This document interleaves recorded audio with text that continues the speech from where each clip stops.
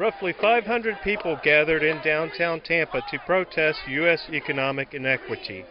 Following in the footsteps of Occupy Wall Street, a movement of protesters in New York City that has gained ground in recent weeks, the Tampa group's aim is somewhat vague. An organizer said that the initial goal is to gain membership, then focus on reforming the structure of the nation's economy.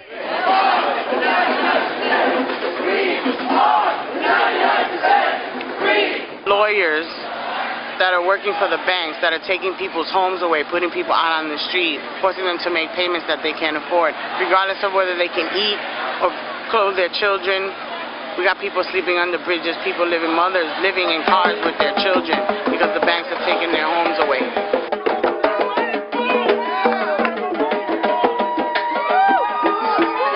Corrupt, but the people in general are corrupt. We watch television. My mom sits at home watching freaking soap operas half day, and our youth is watching Jersey Shore instead of what's really going on in the world. In Libya, in Iraq, in the Middle East, all the soldiers. My brother's a Green Beret. He's been gone for since he's graduated from high school. Overseas, 9 months here, 9 months here. While the people that put him there will never send their son there because they're in colleges. Instead of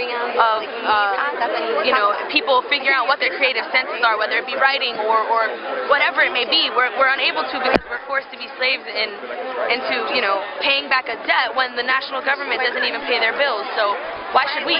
Why is it that our entire life is based on a credit score when the national government, if there was a credit score, what would their credit score be?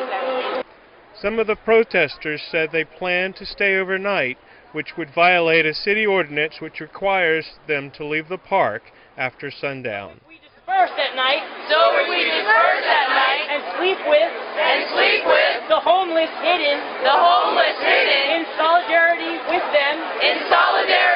them, at night, in the shadows, and return, the next morning, no one will get arrested, but we will be able to occupy again tomorrow.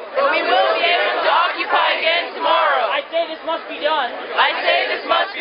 Because this is a revolution. And we need to stand up for our rights. This is Joseph Garnett Jr. with TampaBay.com.